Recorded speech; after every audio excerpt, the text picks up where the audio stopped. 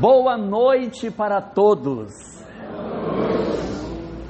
Estávamos conversando semana passada que Deus dota todas as suas criaturas de uma série de recursos extraordinários. E um desses recursos maravilhosos, do qual Deus se serve para nos impulsionar na direção da verdadeira felicidade e graça, é a gente ter dentro de nós a chamada energia afetiva. O que é energia afetiva? É uma possibilidade que Deus nos dotou de nós experimentarmos o amor. E essa energia precisa cursar de nós. E a gente conversou até na semana passada várias estratégias para cursar essa energia. A eleição de um parceiro para a nossa vida, dedicação à família, prática de esporte, dedicação aos estudos, viagens, cuidar de pet, planta, etc. também é uma forma. Realizar o trabalho efetivo de busca daquilo que pode ser o bem nas nossas vidas. A prática do bem é um excelente instrumento para que a gente consiga cursar essas energias.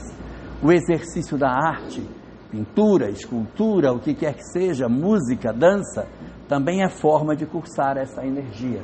Como se ela fosse um rio caudaloso, como se ela fosse um grande rio, e nós temos que fazer com que esse rio curse de nós. Então nós temos várias possibilidades de cursar positivamente essa energia das nossas almas. Só que se a gente não cursar de maneira positiva, ela vai cursar, mas de maneira negativa.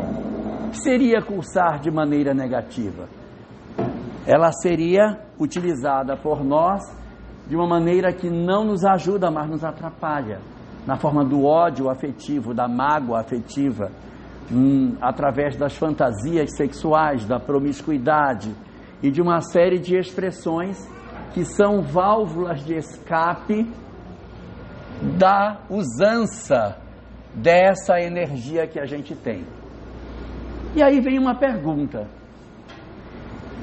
e daí se eu usar desse jeito? E daí se eu quiser usar assim? E daí se eu quiser ser promíscuo? E daí se eu quiser usar a minha energia como eu bem quiser? Ninguém tem nada a ver com a maneira que eu quero usar as minhas energias. Mas não é que é verdade? É verdade. Ninguém tem nada a ver. Cada um de nós é livre para fazer o uso que quiser das suas energias afetivas. Socorro. Cadê? Das suas energias.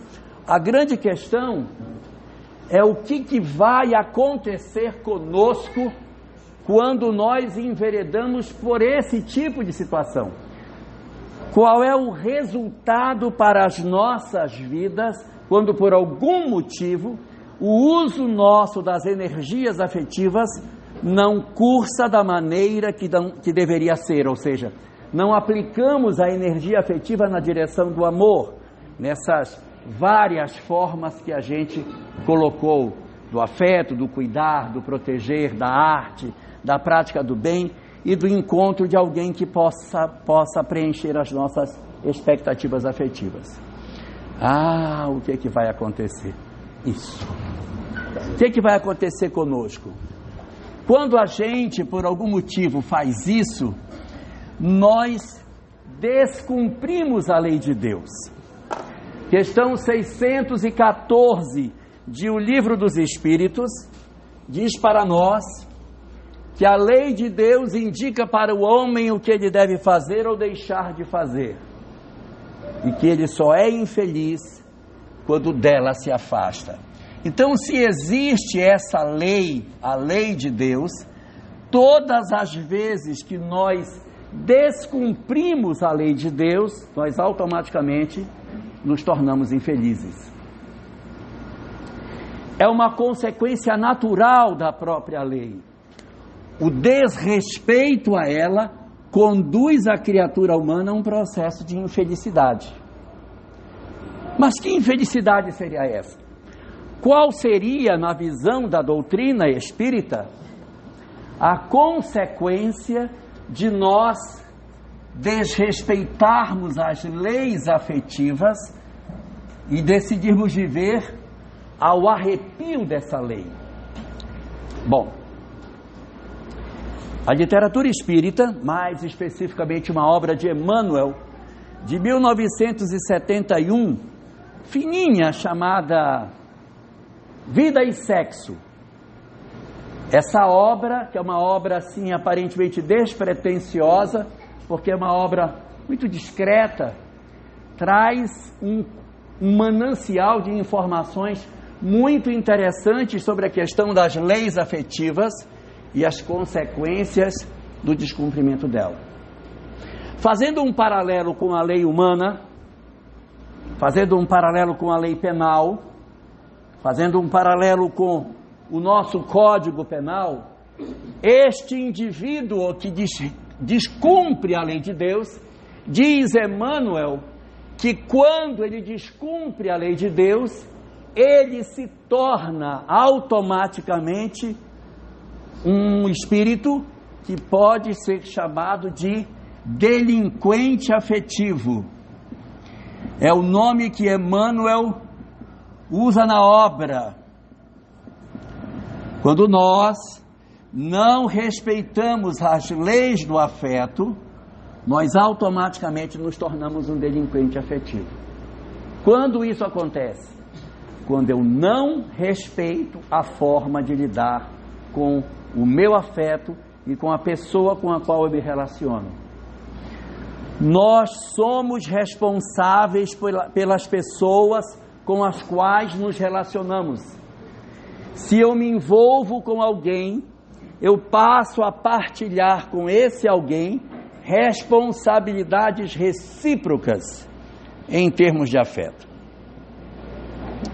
Então, para que no futuro a gente não seja sequelado pelo fato de sermos um delinquente afetivo, é fundamental que a gente não machuque os outros. Porque tudo aquilo que nós dermos para alguém em termos de afeto, outrem também nos dará. O que nós fizermos de machucamento àqueles que conosco convivem, vai ecoar na nossa consciência. Então Emmanuel coloca que os indivíduos que praticam atos de desequilíbrio afetivo, e aí estão colocados todos os que eu citei, tanto na semana passada como agora no começo, a ideia da promiscuidade, da prostituição, do iludir o outro, de enganar a pessoa, de seduzir e abandonar.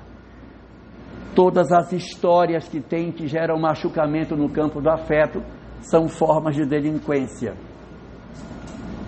Emmanuel fala que no coração das criaturas humanas é como se existisse dentro dos nossos corações um coraçãozinho. Quando alguém nos engana, nos ilude, essa pessoa foi lá e roubou o coração, ou matou esse coração. Quantas pessoas tem que o outro chega, ilude, engana, machuca, fere, e por esse motivo deixa a pessoa sequelada. A pessoa não acredita mais em afeto, porque ela encontrou alguém que veio e passou uma rasteira nela. Ela roubou a afetividade que o outro tinha, ou matou a afetividade que o outro possuía. Então aqui nós estamos diante de uma lei e um delinquente afetivo, por conta dele ter ou roubado ou matado. E o que fala Emmanuel? Emmanuel diz que todo aquele que descumpre a lei, que é um delinquente, evidentemente, a afeição do Código Penal, todos os que delinquem diante da lei estarão ligados aos chamados cárceres afetivos. O que são cárceres afetivos na visão da doutrina espírita?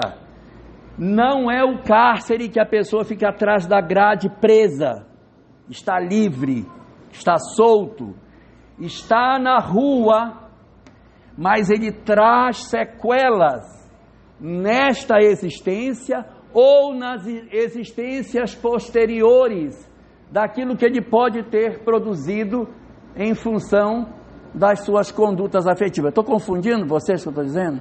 Não, está claro, Pedro? Bom, se o Pedro está entendendo, está todo mundo entendendo. Vamos lá. Então, o sujeito numa dada existência, ele era muito sedutor, muito sedutor. Ele seduzia, enganava, iludia as pessoas e depois abandonava. Fazia esse tipo de prática com muitas pessoas. Ele infelicitou muita gente, independente de ser casada, solteira, isso não interessa. Seduz, usa, descarta, joga, toma outra pessoa, engana, trapaceia, ilude, se prostitui e prostitui outras pessoas com ela. Então eu estou dentro de uma delinquência afetiva. Quando eu faço isso, eu posso, evidentemente, ser alcançado pela lei, ficando encarcerado afetivamente. O sujeito renasce, mas ele agora está encarcerado. Né, Pedro? Existem 3 tipos de cárcere. O primeiro tipo de cárcere são os cárceres físicos. Emmanuel coloca na obra os cárceres que são decorrentes dos desequilíbrios do campo da sexualidade, que são físicos. O sujeito nasce feio. É uma possibilidade. Não estou dizendo que todo mundo vai nascer feio, mas é uma possibilidade. Claro, deve. Então, ele pode nascer feio, gente. Só que na outra existência ele era muito bonito. Ele era extremamente sedutor. Agora ele não é mais. Nasceu feinho, Tatinho. Bem castigadinho. Aí o que ele faz? Ele vai lá para a porta da escola pública e as meninas passam, ele faz. Aí elas olham, gente, mas é muito feio. Será que ele não se enxerga? Então o que é que diz a doutrina espírita? No inconsciente daquela criatura, ele tem uma outra visão sobre si mesmo. O que está depositado no inconsciente da criatura humana é real. O inconsciente não é uma criação da doutrina espírita. Isso é falado por Jung, é falado por Freud, é falado por Adler, é falado por Viktor Frankl. Então, a ideia do inconsciente, que depois na psicologia transpessoal vai pegar um valor ainda muito maior, diz respeito ao armazenamento. Tem cadeira para cá, aqui tem. Então, o armazenamento do ontem fica fixado na criatura humana e ela então renasce com sequelas daquilo que ela já teve no passado. Então essa é uma possibilidade. Ele pode não nascer feio, não precisa ser feio. Nem todo mundo vai dizer assim, gente, fulano é feio para burro, ele deve ter tido uma série de problemas sexuais. Não é obrigatório que porque foi feio, é feio, tem algum tipo de história no campo da sexualidade. Como também nem todo mundo que teve uma história mal resolvida no campo do afeto, obrigatoriamente vai nascer feio, tá? O cara pode não nascer feio, mas ele nasce com uma deficiência física que impede que ele seja atrativo. Ele não consegue ter a vida que os outros têm porque ele está limitado fisicamente.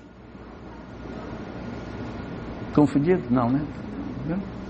O cara pode nascer, não precisa ser feio, não precisa ser deficiente físico, ele pode nascer com um sinal no corpo que ele ou ela se sente profundamente envergonhado e ele não tem uma vida afetiva plena, porque esse sinal, essa marca, essa mancha que ele tem, ele acha que isso é muito grave, ou ela, a menina, acha que por esse sinal ela não vai ter ninguém que a queira, e aí ele acaba, às vezes, não é porque ele é feio, nem é deficiência física, não é sinal, às vezes ele pode ter um corpo que pode não ser atrativo sexualmente.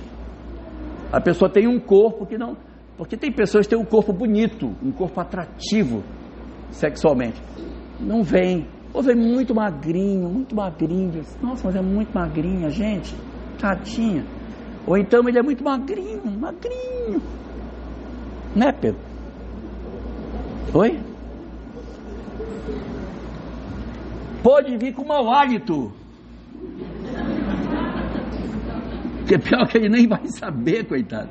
Vai ser com mau hálito. E o cara pode vir com a cartela toda fechada pro bingo. Ele pode vir feio, com mau hálito, deficiente físico. Porque não é porque ele vem com um, não vem com o outro. Ele pode vir com tudo. E eu estou só colocando alguns, mas vocês certamente vão imaginar outros tipos de deficiências que podem ter. Tem crianças no ambiente e eu não vou poder ser claro, mas eu vou dizer assim, que ele pode trazer o corpo com algumas características que dificulta para... Entendeu o que eu estou dizendo, Pedro?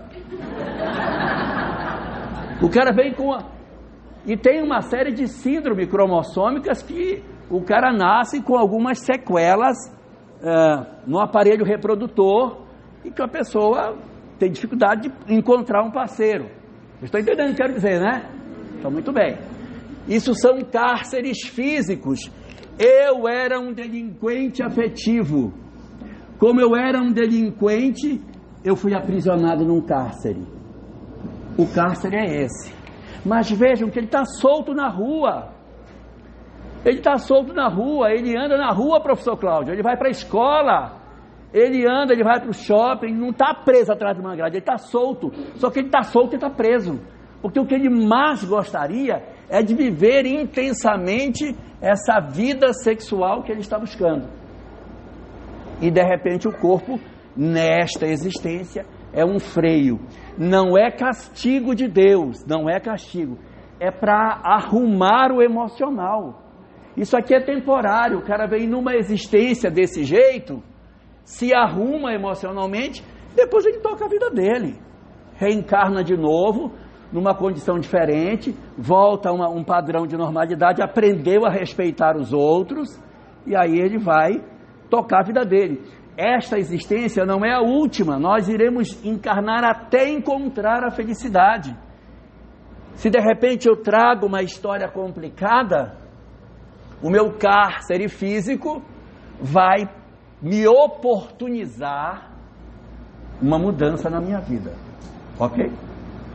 Estou colocando esse, mas em casa depois, vocês assistindo a televisão, assim, olha, tem mais esse. Plástica. Daqui a pouco, no próximo bloco, eu vou falar das plásticas, daqui a pouco, não é agora. Existe um segundo tipo de cárcere. Tem os cárceres físicos e tem os cárceres psicológicos.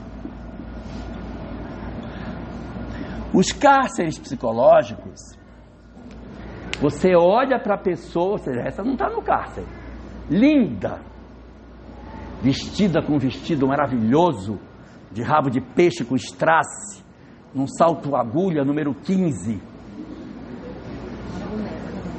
uma boneca, batom da Lancôme, sombras, maquiagem que não sai da água, negócio espetacular. Nossa, isso é uma maravilha. Vá ver por dentro. Vá ver por dentro. A pessoa por dentro toda ferida, toda machucada. Gente, se beleza física e dinheiro resolvesse, aquele povo de Hollywood estava tudo no céu. E eles vivem uma vida, muitas vezes, claro que isso não é para todo mundo, muito miserável.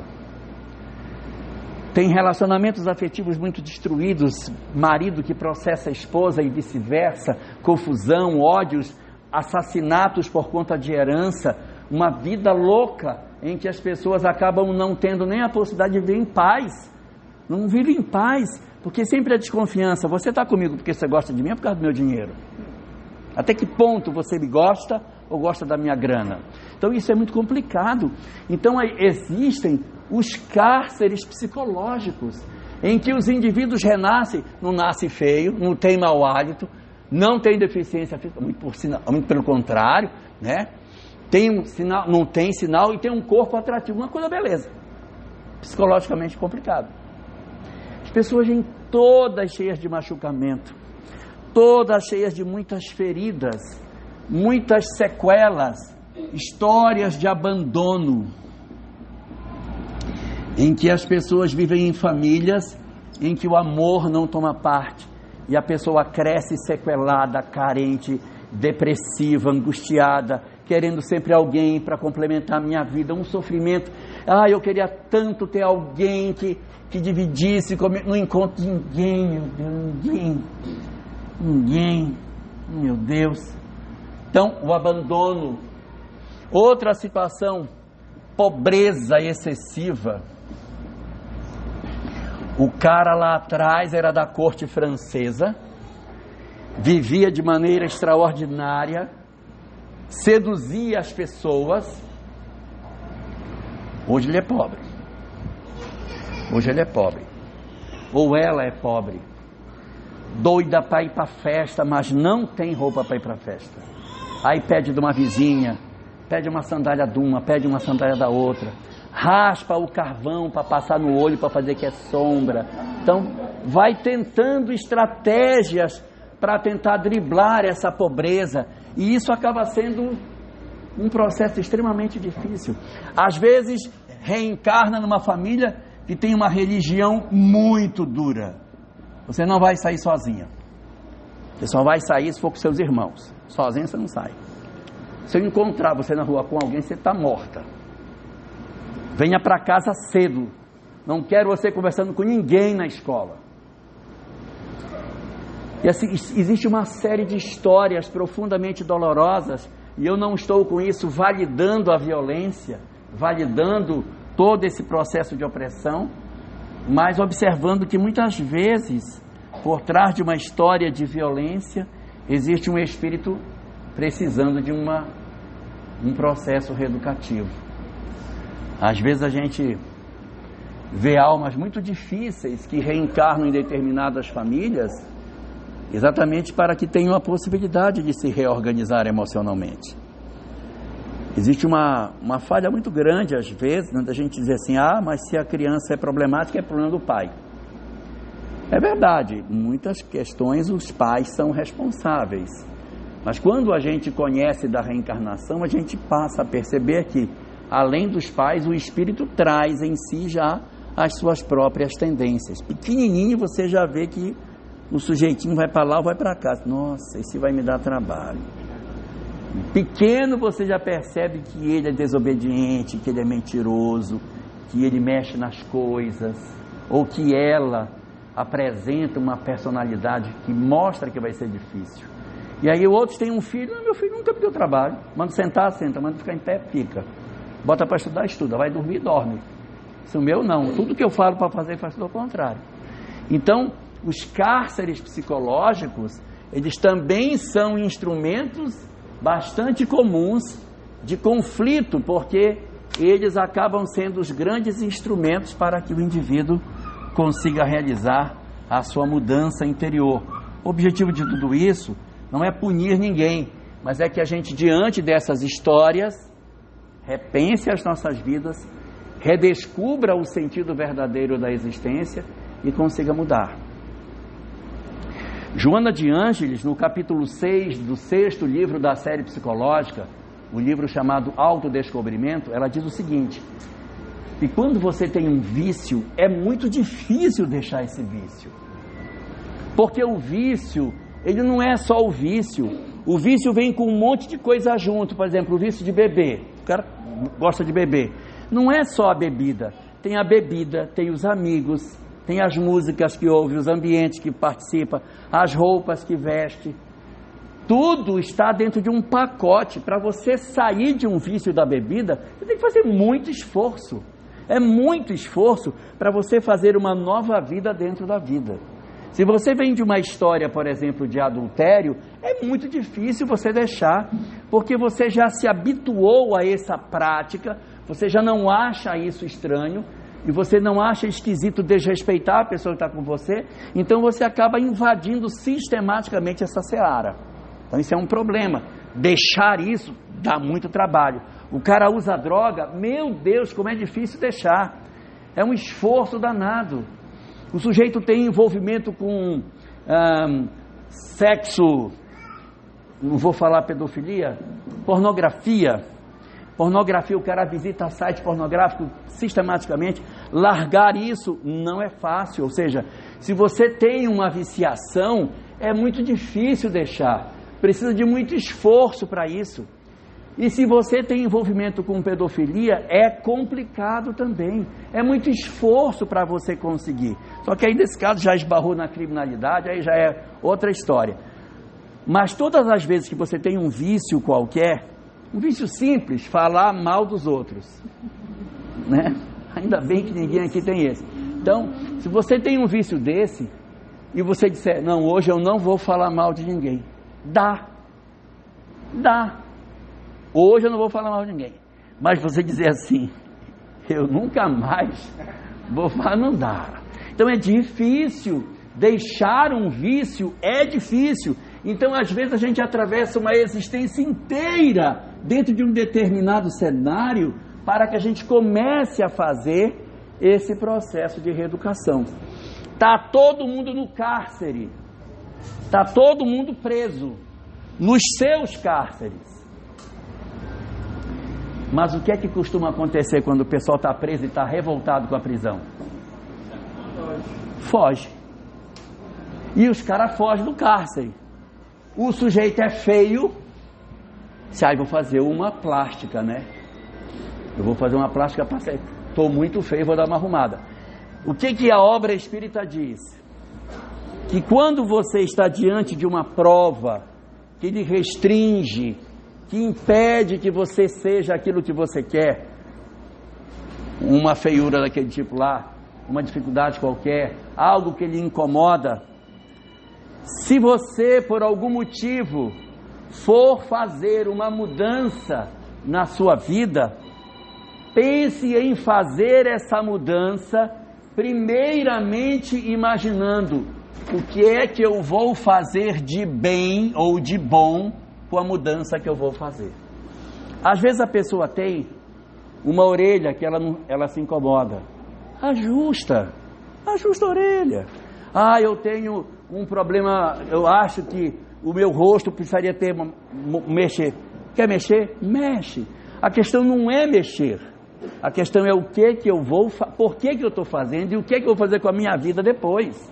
Porque se for para eu arrumar, para dizer, pronto, agora eu vou para o crime, não tem sentido. Porque aquilo já... Tudo bem, Alexandre? Ora, se a pessoa por algum motivo, ela acha que tem uma parte do corpo dela que a incomoda, corrige. Claro, pode e até deve corrigir, faz bem para a autoestima. Se você acha que tem uma parte que incomoda, corrige. Mas o que é que tem que saber? O que é que eu vou fazer com o meu corpo corrigido? Porque se for para eu pegar o meu corpo arrumado e voltar para as mesmas práticas da delinquência, eu estou fugindo da cela. Então tem gente que faz o quê? Foge do cárcere. O cárcere é colocado que assim, não vou ficar aqui. Eu quero voltar para a minha vida, para aquela minha vida intensa de sexualidade desregrada, eu quero voltar para isso. Então, consequentemente, ele rompe com esse processo educacional, não é porque ele fez a cirurgia, mas é porque ele volta a ter as práticas que ele não deveria ter.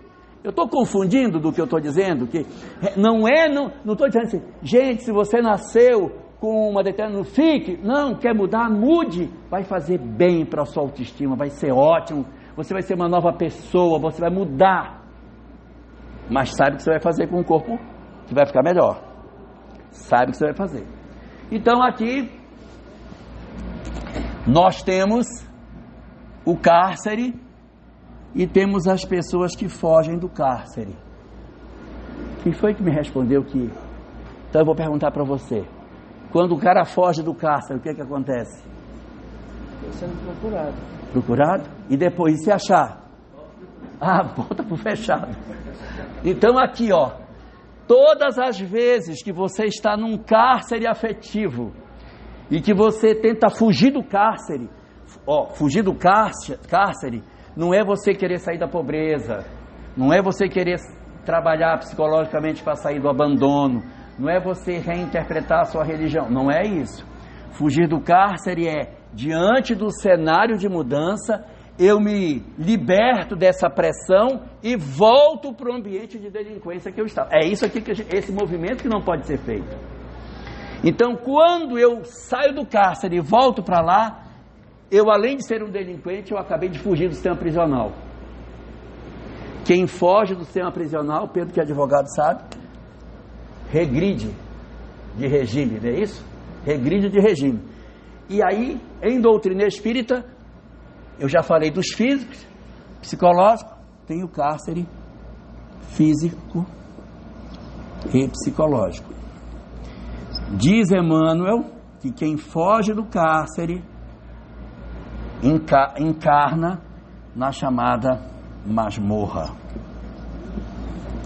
Porque se do cárcere se foge, da masmorra não dá para fugir.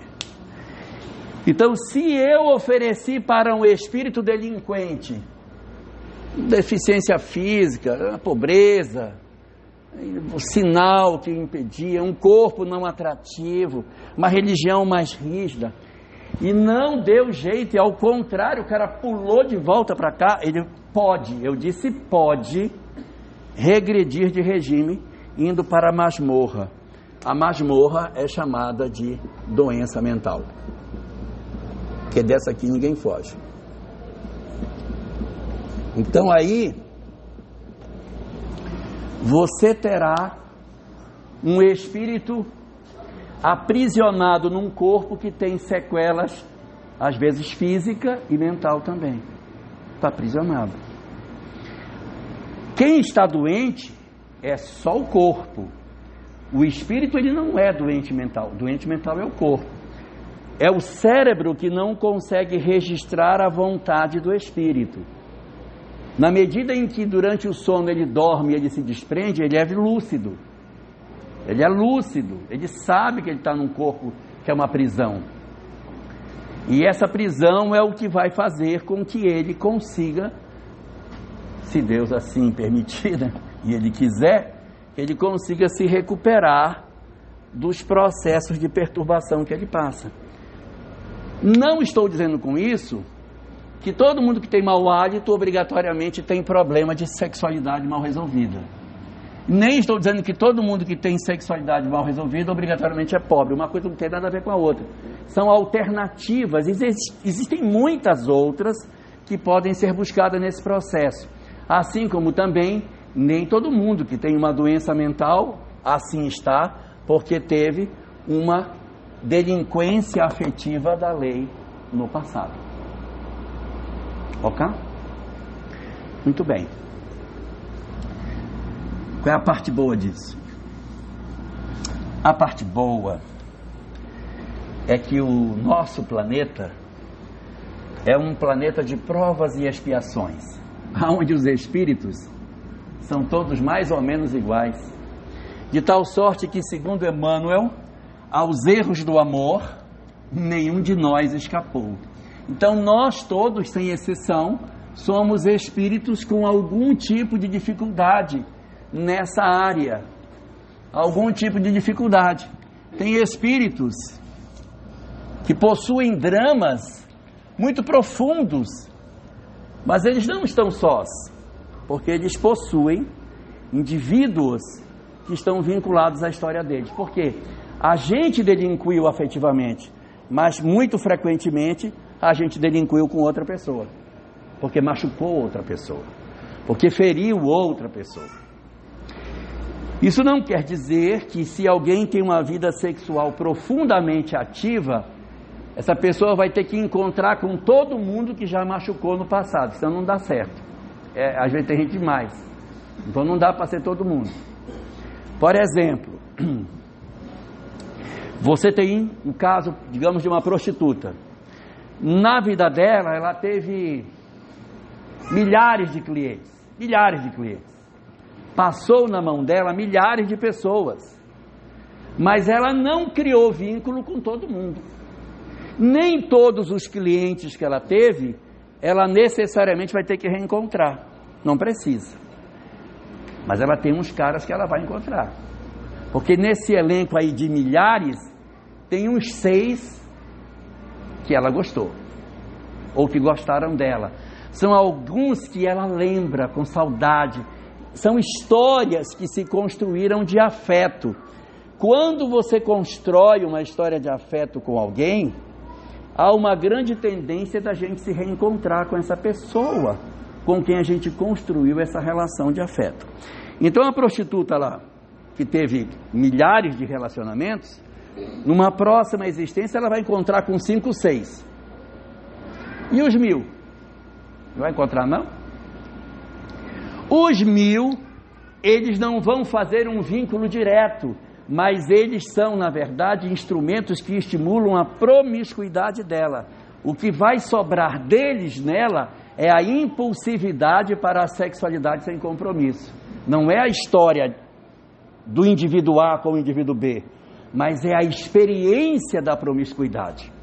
Então a gente vai ter a possibilidade de reencontrar com pessoas de uma dada existência numa outra existência corporal. Não se está dizendo com isso que obrigatoriamente todo mundo que a gente casa ou encontra, a gente conhece do passado. Porque se todo mundo que a gente casa já fosse alguém conhecido do ontem, quando foi que começou isso? Porque no passado era o passado do passado, do passado, do passado, não começava nunca.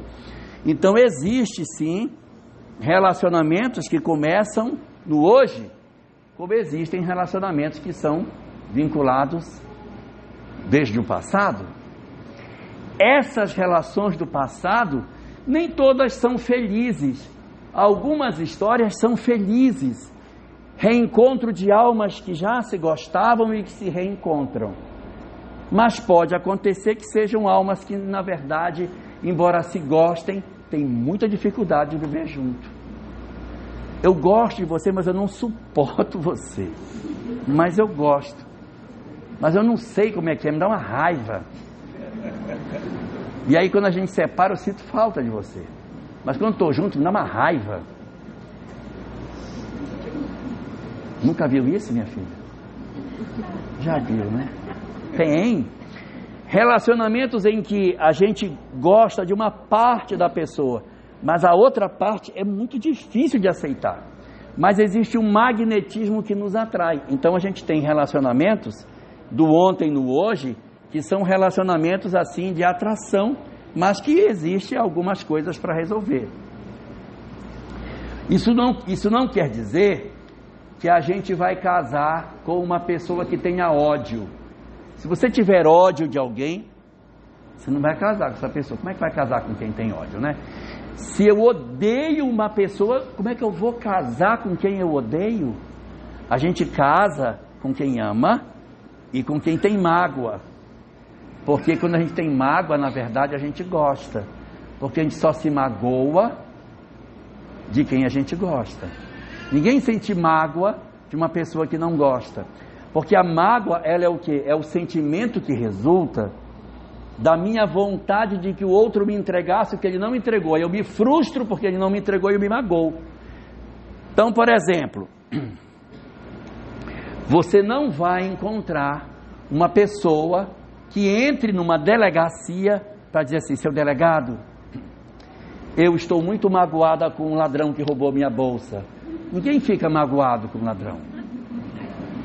Por quê? Porque você não tem nenhuma relação de afeto com ele.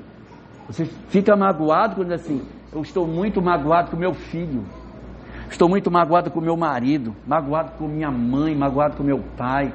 Por quê? Porque eu tenho uma expectativa de sentimento. Isso é mágoa. Ódio é quando a gente não gosta mesmo da pessoa. Quando a gente não gosta, pode ficar tranquilo, não vai casar.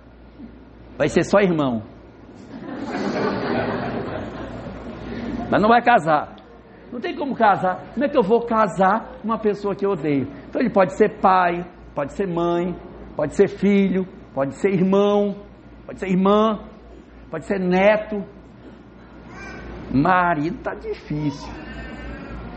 Marido é difícil. Por isso, quem diz assim, eu não me separo porque eu tenho medo de encontrar com ele na próxima. Se tiver ódio, talvez não encontre como marido, mas vem como filho, para você educar. Já viram no nosso lar a mãe do André Luiz? Ela vai renascer mãe do ex-marido. E as outras filhas são as mulheres que ele tinha, que ela trouxe para casa. Ela vai cuidar dos 4. E os 4 vão nascer com sequela, e ela vai cuidar deles. Mas é assim. Então, para que não fique assim confuso, do livro Espiritismo e Mediunidade,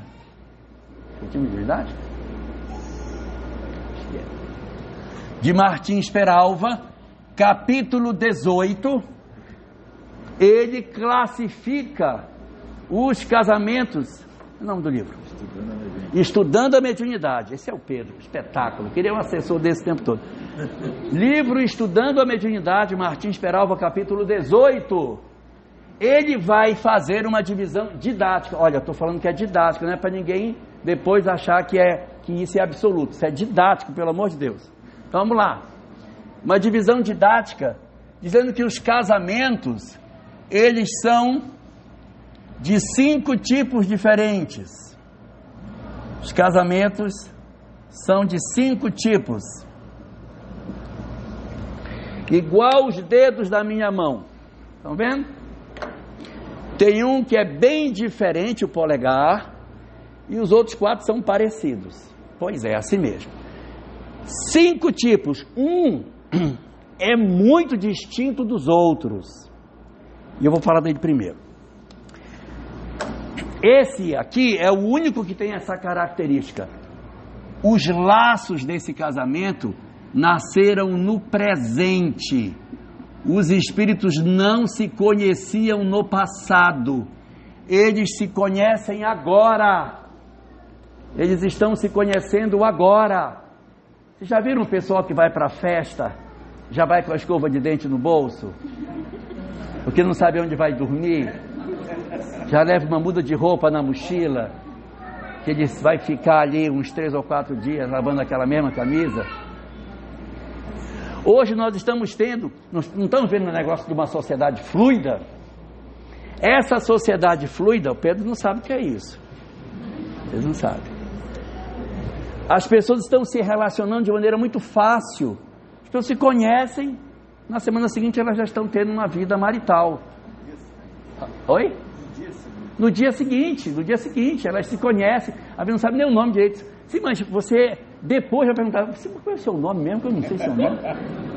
Eu não sei quem é, eu não sei se a pessoa tem algum tipo de doença, eu não sei se a pessoa é louca. Você se relaciona na internet, o cara vem e dá um golpe, rouba, mata, faz uma série de absurdos, ninguém nem se conhece.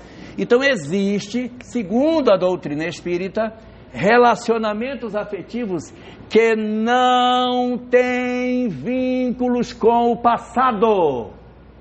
Espíritos que estão se encontrando pela primeira vez nessa existência estão começando um relacionamento, que tende a ser um relacionamento que não tem muita profundidade, Juliana.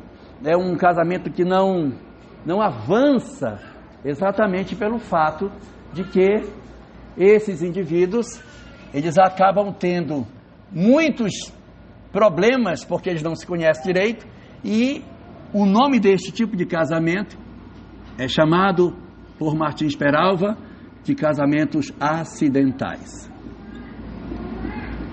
São casamentos acidentais porque eles aconteceram, sei lá, os dois se encontraram e eles resolveram montar uma vida juntos, mas eles não têm nem simpatia e nem antipatia, eles simplesmente, os dois gostam de Chico Buarque, aí começa a conversar, então vamos casar.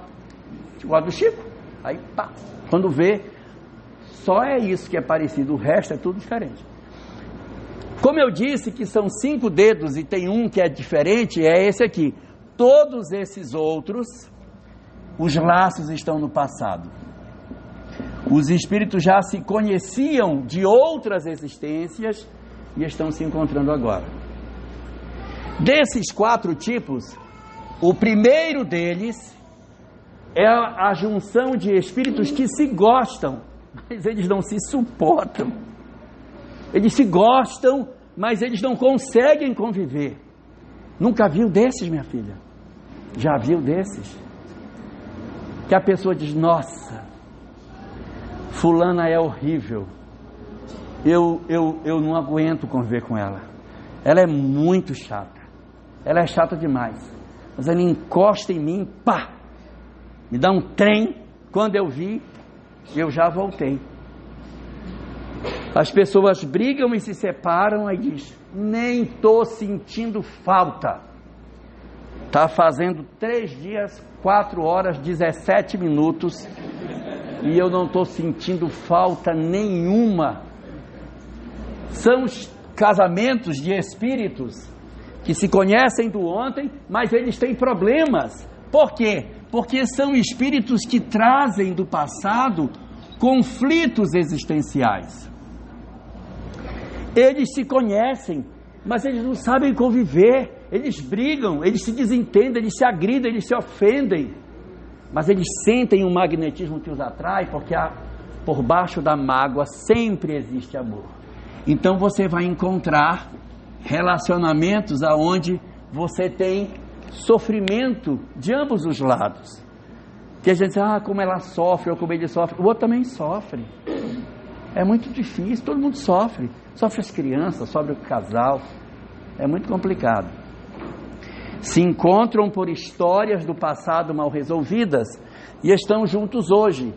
E dentro daquilo que a doutrina espírita nos fala sobre esse tipo de casamento, eles são chamados de provacionais. O que são casamentos provacionais? Histórias difíceis de relacionamento, que a gente arrasta com dificuldade. Minha filha, só eu para entender seu pai. Olha, porque eu tenho tanta raiva dele, mas eu não consigo largar. Às vezes o casamento acaba não dando certo, tá? Separa, e aí as pessoas ficam com mágoa um do outro, com ódio, toca fogo nas fotos, proíbe os filhos de falar o nome do pai dentro de casa. Tem um monte de complicação. Casamentos provacionais. Existem vínculos profundos que às vezes conseguem dar certo, mas às vezes não dá. Segundo tipo. Tipo número 3. Tipo número 3 é menos frequente. Casamento provacional tem demais. Se fosse fazer um exame de malária, dava umas 4 cruzes. Então aqui casamento provacional. Casamento provacional é muito.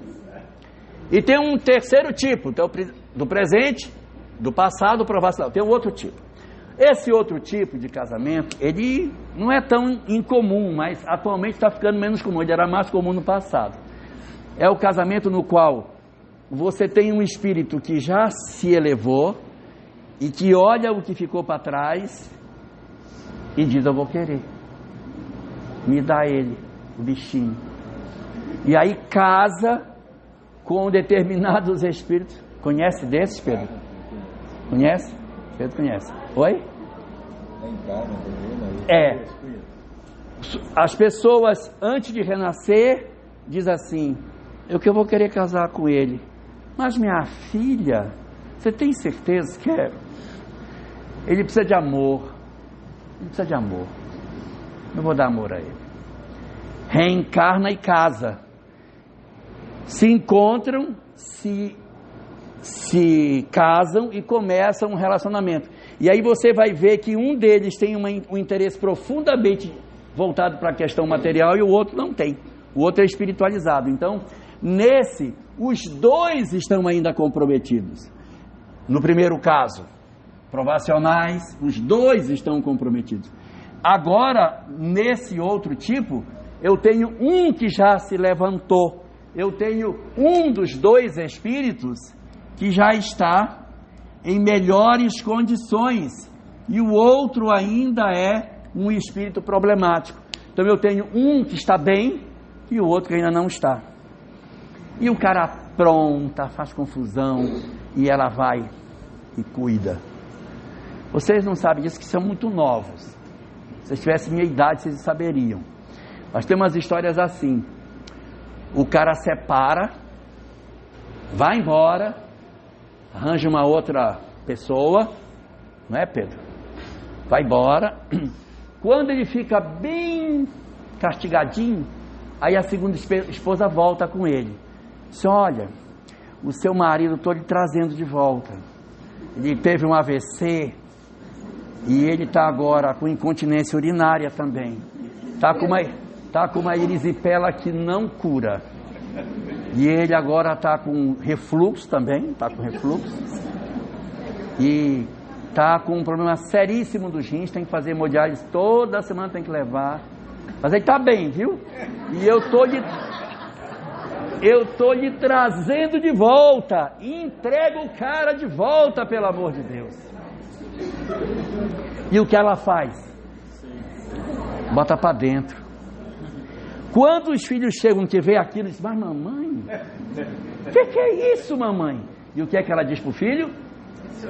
É seu pai. Então vocês conhecem esse tipo de casamento, chamado em doutrina espírita pelo nome de casamentos sacrificiais.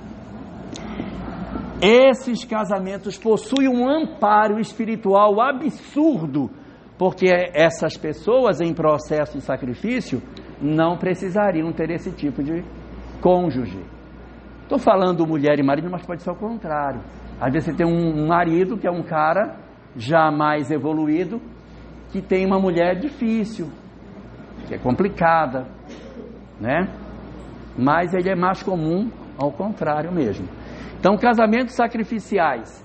Eu tenho um espírito que já está melhor e uma outra alma que ainda está bastante comprometida e que esse veio para tentar resgatar.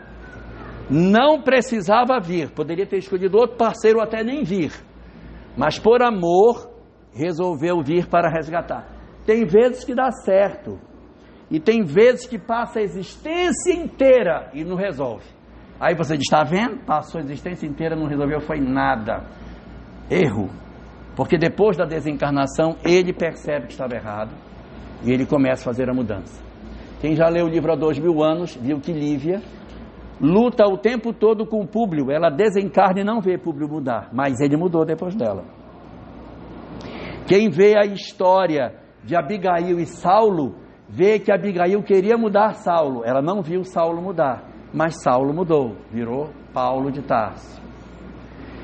Quem vê a figura de Tassiano, filho de Quinto Varro, diz assim: ah, esse menino não vai mudar, pois o pai investe no filho de maneira intensa e ele não vê a mudança do filho, mas depois que ele desencarna, o filho começa a mudar. Quem vê o livro Renúncia, que vê os esforços de Alcione para tentar mudar Pollux, percebe o quanto que ela se esforçou até o final.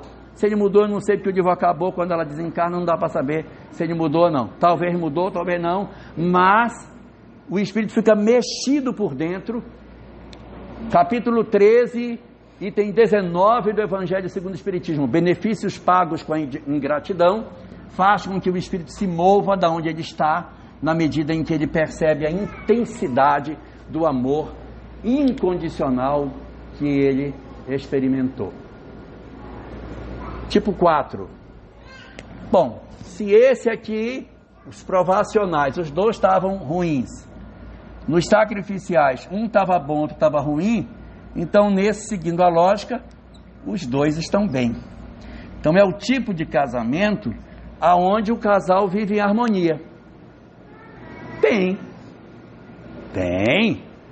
Chamado em doutrina espírita pelo nome de casamentos afins. Casamentos afins, por quê? Porque são espíritos que desde o ontem se conheciam e por se conhecerem desde o ontem, já possuem uma caminhada juntos e por esse motivo hoje vivem de maneira razoavelmente harmoniosa. Não quer dizer que eles sejam anjos, eles podem ter divergências entre eles, mas a tônica do relacionamento é a afinidade. São almas afins, um ajuda o outro. Aí vocês perguntam para mim, tá, o que esse pessoal veio fazer aqui na Terra, que é um local de tanto sofrimento? Pois é, né? Vá ver os filhos deles, vá ver as doenças que a família passa, vá ver os dramas econômicos que eles vão atravessar, vá ver as dificuldades que a vida vai trazer. O casal é afim, mas do lado de fora eles têm uma série de provações. Então não é porque o casal vive uma relação de profunda afinidade que tudo mais está bem. Às vezes eles estão bem, mas eles vivem no hospital com o filho doente, atravessa a infância da criança, um revezando e o outro, levando aquela dificuldade com os filhos, às vezes envolvimento com droga, mas eles são afins, mas tentando lutar para manter o equilíbrio dessa relação. Aí tem um quinto, tá? Eu não sei mais o que pode ser, porque os dois estavam ruins, aqui estava um bom e um ruim, aqui já estão os dois bons, não sei o que pode estar no quinto, mas tem um quinto. Vamos lá. Bem, se no quarto os dois já estavam como harmonia, não é possível que no quinto eles não estejam. Claro que estão. São espíritos também em afinidade. E o que é que difere a história dos afins para o próximo? Esses chamados quinto tipo é chamado em doutrina espírita pelo nome de casamentos transcendentais.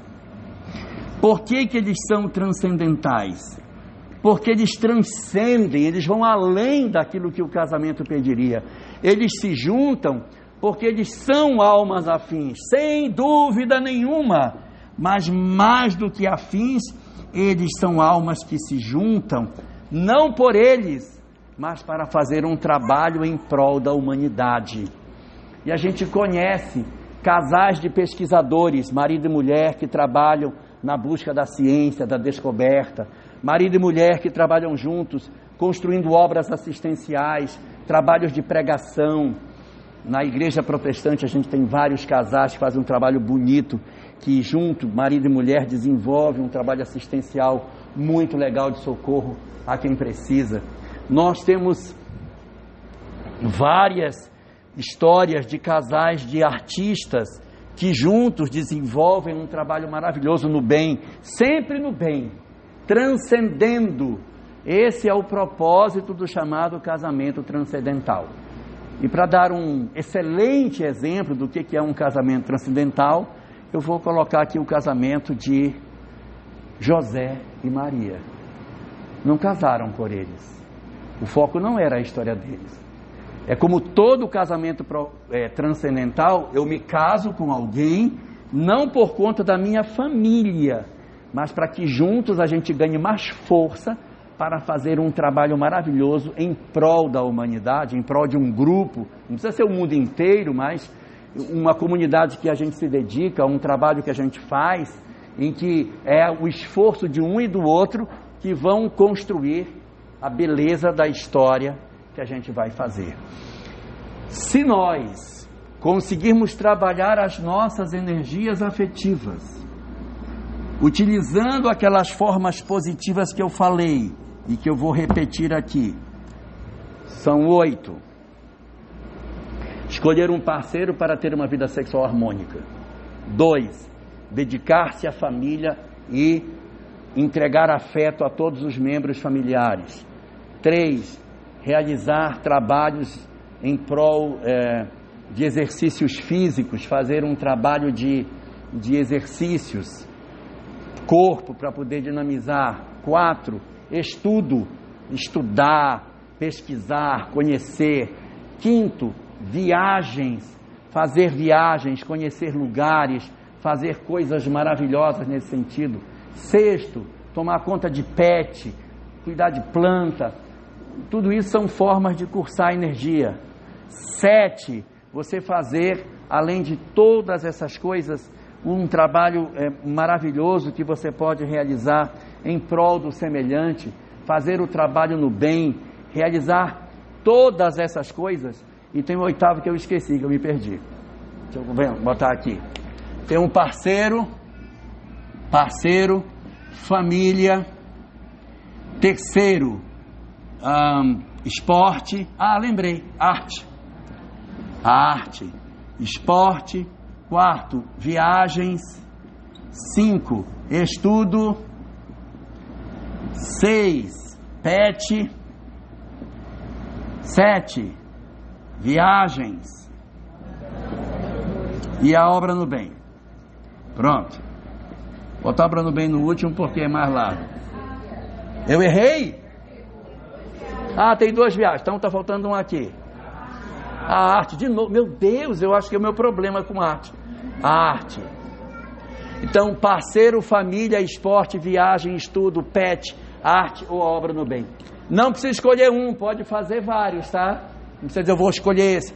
Usa todos. O importante é cursar a energia sexual. Quanto mais a gente cursa, menor a probabilidade dela se acumular em nós, gerando conflitos e comportamentos equivocados. Porque esses comportamentos equivocados vão gerar cárceres, a gente vai ficar preso pelo tempo que for necessário até aprender, e nessa caminhada os casamentos serão a grande instrumentação para que a gente aprenda a usar as nossas energias. Tá bom? Uma boa noite para todos nós, muito obrigado e até a próxima vinda. O Pedro ainda quer uma história, ó.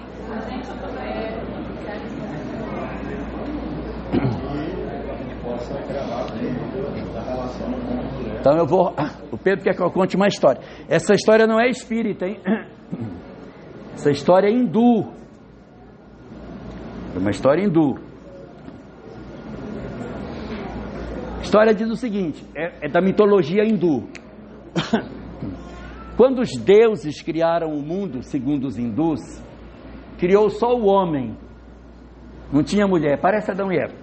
Criou só o homem, não tinha mulher. E aí o homem estava assim meio triste, meio incomodado. Aí então o Criador chegou com o homem que havia sido criado e perguntou: por que você está triste? O que você tem? Se eu estou me sentindo muito sozinho. Que assim, eu tenho tudo aqui, mas assim andar sozinho, sem ter ninguém, está muito ruim.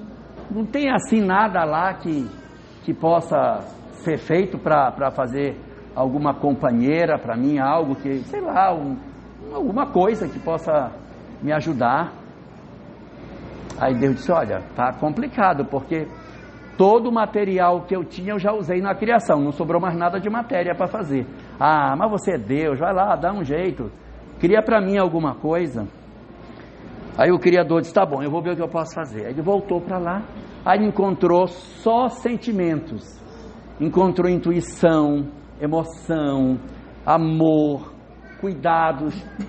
Vou pegar esse negócio aqui, vou reunir e vou fazer alguma coisa. Aí manipulou os sentimentos e pá, fez a mulher, levou para o homem. Quando ele olhou, disse: nossa, parece que só adivinha pensamento. Era exatamente isso que eu queria. Meu Deus, que coisa maravilhosa. Muito obrigado, era exatamente o que eu queria. Pegou a mulher pela mão e sumiu com ela. E Deus ficou muito satisfeito. Ele foi embora. 3 dias depois ele voltou com ela, puxando a mulher pela mão. Disse: olha, eu vim devolver. Disse: por quê? A gente não se acerta, ela pensa de um jeito, eu penso de outro, e aí eu não quero não. Pode ficar com ela, eu prefiro a minha solidão, prefiro ficar sozinho, não sinto falta, já era sozinho mesmo, ficar sozinho de novo, não vai fazer diferença, pode levar, leve. Aí, Deus, tudo bem, pegou a mulher e levou. Passou 3 dias, ele voltou, Senhor, dá para me devolver a mulher? Eu gostava tanto dela, ela cuidava de mim, ela ajeitava as coisas, ela tinha sempre paciência, quando eu chegava estava tudo ajeitado, nossa, ela era tão companheira, eu sinto falta disso, tem como o Senhor me devolver a mulher? Aí Deus disse, tem, se quer eu vou trazê-la de volta. Aí trouxe a mulher de volta para ele, pegou a mulher, sumiu de novo, passou 3 dias, lá vem ele arrastando a mulher pela mão, ela vem pelo chão, ele vem puxando a mulher pelo chão, quando chega perto do Criador, ele joga a mulher no chão e diz, fala demais, não aguento, decididamente, não quero, mas não quero mesmo, não tem condição, pode pegar, pode levar, sozinha eu fico muito melhor, pode levar. Aí Deus não se mexeu, ele ficou assim, eu já falei que é para levar, quero não, vai levar, não consigo viver com ela, leve. Aí Deus respondeu, e não consegue viver sem ela também, por isso vai levar. Aí ele fica assim, junte a moça, vocês vão ficar juntos e vão conviver e vão desenvolver o sentimento na convivência de vocês, até que vocês consigam desenvolver a essência do amor. E nisso o homem pegou a mulher meio desconfiado, e já ia saindo com ela. Quando eles estão saindo, que Deus fala, até aprenderem a essência do amor, a mulher se vira para trás e pergunta. É a primeira vez que a mulher fala na parábola, fala que ela fala demais, o homem falou 3 vezes mais. Ela vira-se para trás e pergunta, e qual é a essência do amor? Aí o Criador responde, a essência do amor é o sacrifício, é a renúncia. Vocês terão que conviver até aprender a renunciar, porque na renúncia que está a essência do amor. E completa o Criador com uma frase, como vocês são muito jovens, vocês ainda vão viver ainda muitas décadas, não vão se apaixonar várias vezes, aos casados eu desejo que não, mas o Criador disse para eles o seguinte, guardem essa frase, o amor é como plantar uma árvore na janela. O amor é como plantar uma árvore na janela. Quando se ganha a sombra, se perde um pedaço da paisagem. Isso é renúncia. Você quer ter sombra na sua janela? Quero, então vai perder um pedaço da paisagem, que vai ficar o tronco na frente. Não, eu quero a paisagem inteira, então vai ficar no sol. Então o amor é como plantar uma árvore na janela. Quando ganha-se a sombra, se perde um pedaço da paisagem. Nunca teremos tudo o que a gente quer. Nós temos que aprender a renunciar. Se eu quero isso, eu tenho que abrir mão de algo. Se eu quero aquilo, algo tenho que abrir mão. Eu não poderei ter todas as coisas boas do mundo, na medida em que eu preciso aprender a renunciar em favor do outro. Quando eu aprender a renunciar, abrir mão em favor do outro, também me será prazer, não será mais dor, não será mais sofrimento, e eu então terei entendido a ideia de amar ao próximo como a mim mesmo. É esse o sentido da gente plantar a árvore na janela, porque ficaremos felizes de partilhar as nossas existências com outra pessoa do nosso lado. Muito obrigado e uma boa noite para todos. Não é bem curta, porque eu já passei muito. Não passamos. Tá bom. Vamos orar. Nós te pedimos, Senhor, das nossas vidas, que Tu abençoes os nossos corações, para que tudo aquilo que a doutrina espírita nos oferece, auxilie para que nós consigamos entender o propósito das nossas vidas. Por isso te rogamos, Senhor, que Tu nos ajudes a sermos cada vez mais capazes de amarmos e nos transformarmos conforme a Tua lei. Abençoa-nos assim no ideal de sermos cada vez melhores e que o Teu amor permaneça sobre as nossas vidas, envolvendo os nossos corações sob as Tuas bênçãos e a Tua infinita e misericordiosa paz.